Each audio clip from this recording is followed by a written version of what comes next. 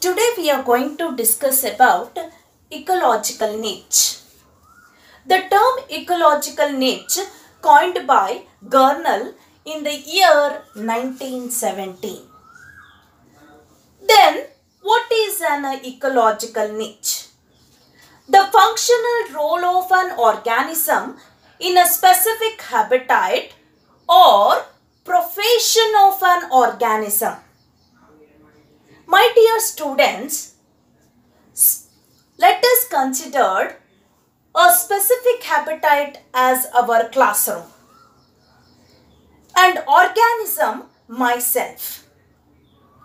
So the profession of myself is nothing but ecological niche. The profession of myself is teaching.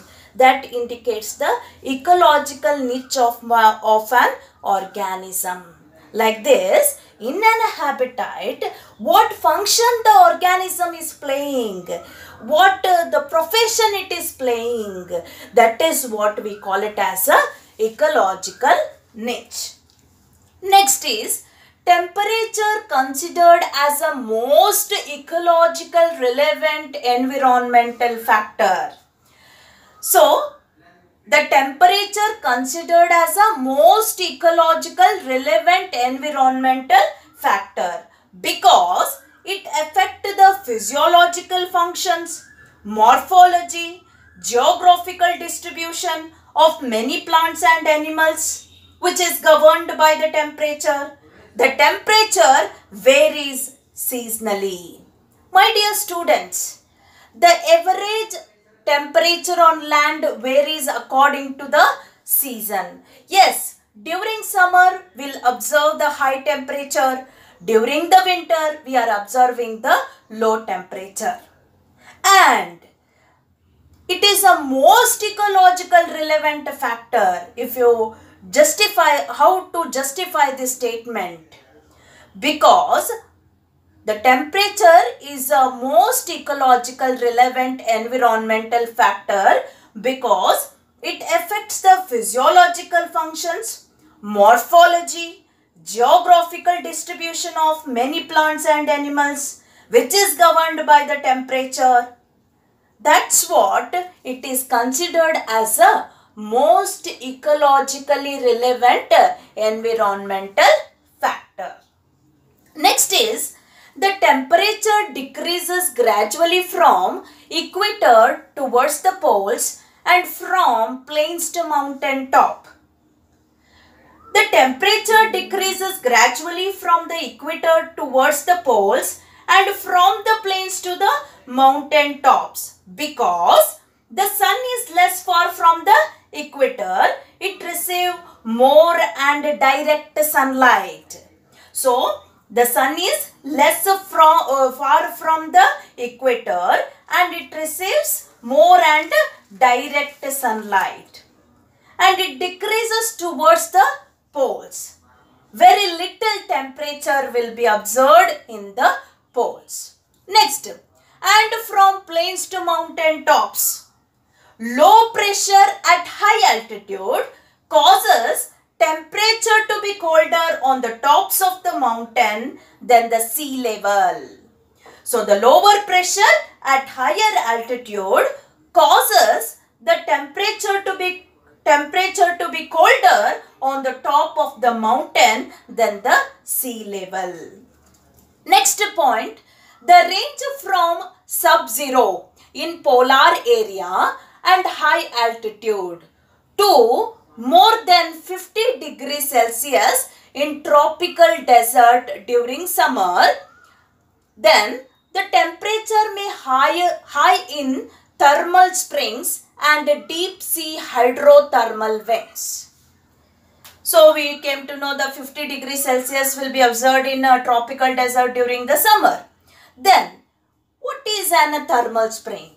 It is also called hot springs, formed by geothermally heated groundwater. The hot spring is going to be formed by geothermally heated groundwater. Then what is a deep sea hydrothermal vent? Which are seen in the sea floor out of which heated minerals and rich water flows. So deep sea hydrothermal vents, they are rich in minerals which is making it to heat more than 100 degrees Celsius to increase in their temperature. So what is a deep sea hydrothermal vents? Opening in which the sea floor out of which heated mineral rich water flows.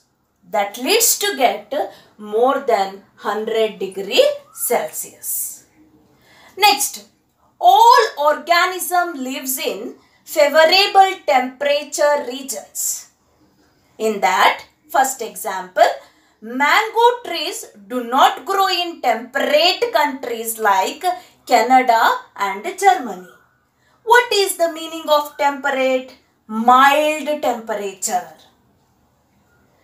Mango trees grow out in the area with a minimum temperature 30 degrees Celsius. Why they are not growing in Canada and Germany? Because they grow out in the area with a minimum temperature 30 degrees Celsius. But in Canada and Germany, the temperature is less than 30 degrees Celsius. So that seeds cannot thrive out of a soil.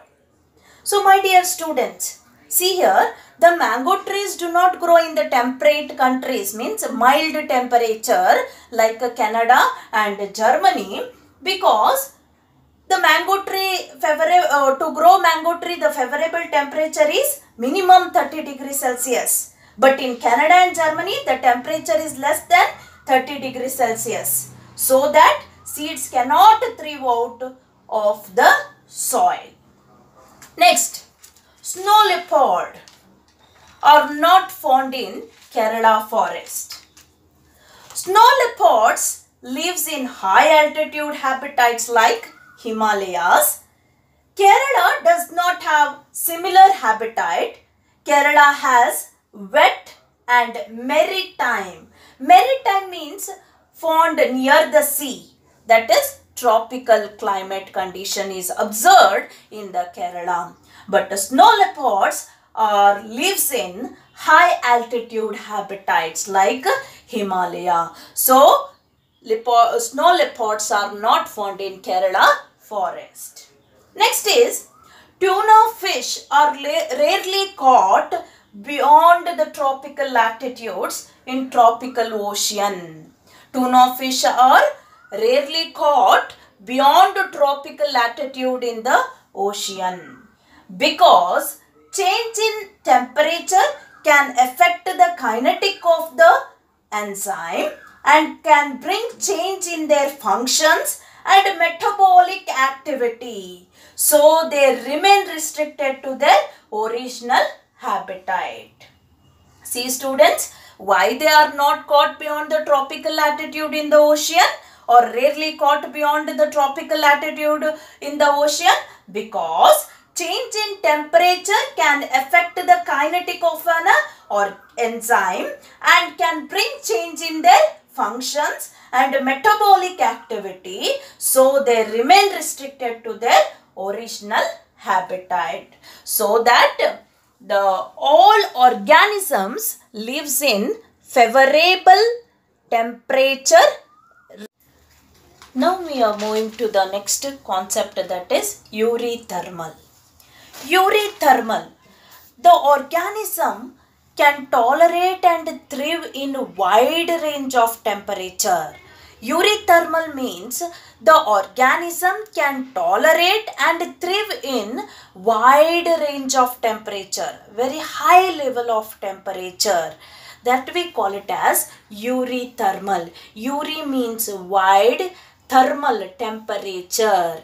Example, some reptiles and some mammals, etc. Next is stenothermal. Steno means narrow, thermal means temperature. organism which can tolerate narrow range of temperature, means moderate temperature. Example, penguin and some crustaceans, etc. Next is the one more abiotic factor, water. Water is a most important factor influencing the life of an organism. Water makes major part of an organism's life next to temperature. The water makes the major part of an organism's life next to temperature. It is an important factor which influences the life of an organism.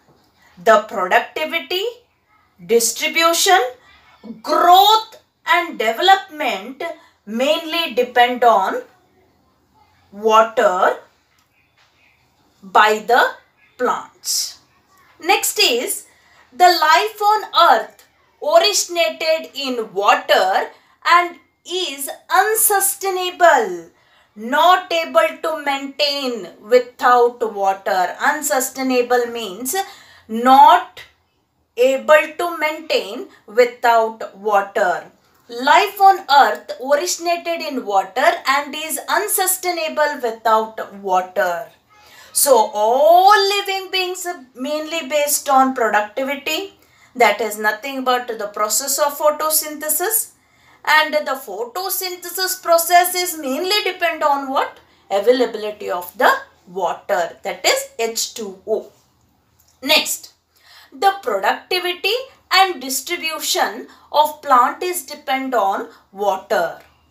On the basis of dependence of plants on water and their relationship with the water, warming in the year 1909 recognized three kinds of plant communities. On the basis of dependence of plants on water and their relationship with the water, warming in 1909 recognized three kinds of plant community.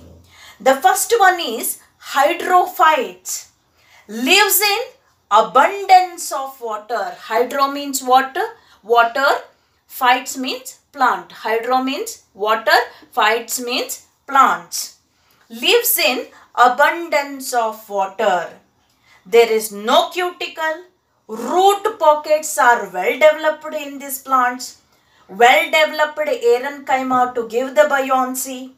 Vascular tissues, sclerenchyma, collenchyma, poorly developed. Secondary growth is absent in hydrophytes. Example, Hydrilla wilsonaria. Hydro means water, phytes means plant. There is no cuticle. Root pockets are well developed parenchyma. Parenchyma means floating on the surface of water, it will give the buoyancy. So that buoyancy is given by which tissue? Parenchyma tissue. Vascular tissue, sclerenchyma, collenchyma is poorly developed. Secondary growth is absent. Example, Hydrilla wilsonaria and etc. Next we move on to xerophyte. Zero means xeric condition, drought condition. Phytes means plant. A plant which needs very little water, then it is called as an xerophyte. Here the condition is multiple epidermis is present, thick cuticle is there.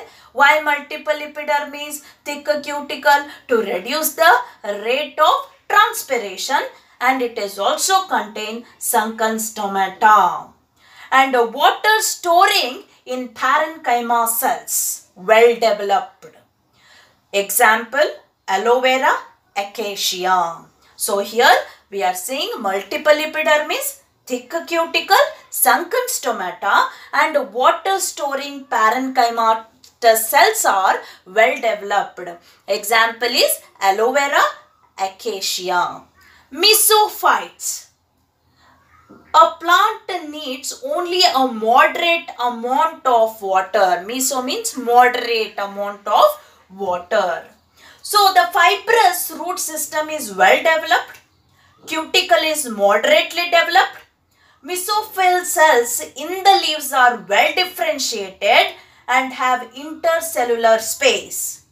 The leaves are large, thin, broad, appear in various kinds of shape. These plants have rhizomes and bulb that helps in storing water and food in that. Example, Rosa multiflora clover. Rosa multiflora clover is an example for mesophytes. So here the plant needs only a moderate amount of water. The fibrous root system is well developed. Cuticle is moderately developed. Mesophyll cells in the leaves are well differentiated, have an intercellular space. Leaves are large, thin, broad and appear in various kind of shape. And these plants have rhizome and bulb that helps in storing water and the food. Next is an aquatic organism. The quality is nothing but chemical composition and pH of water become important. The salt concentration in a given resources measure in terms of parts per thousand salinity. In inland water it contains less than 5% of salinity. Inland water contain, that is nothing but fresh water, is contain less than 5% of salinity. What is an salinity? The salt concentration. In the sea water, the salinity is 30 to 35%. In hypersaline lagoons, it contain more than 100% of salinity. The body of water even salter than most sea water. These lagoons forms where the rainfall is low and there is not much inflow of fresh water and sea water. Hypersaline lagoons, the body of water even salter than most sea water. These lagoons forms where the rainfall is low and there is not much inflow of fresh water and sea water. Next we move on to euryhalin. Eury means wide, halin means salinity. Organisms which can tolerate wide range of salinity means high amount of salinity or high salt concentration is nothing but salinity. The organism which can tolerate wide range of salinity is called euryhalin. Example, oysters, crabs and some fishes, etc.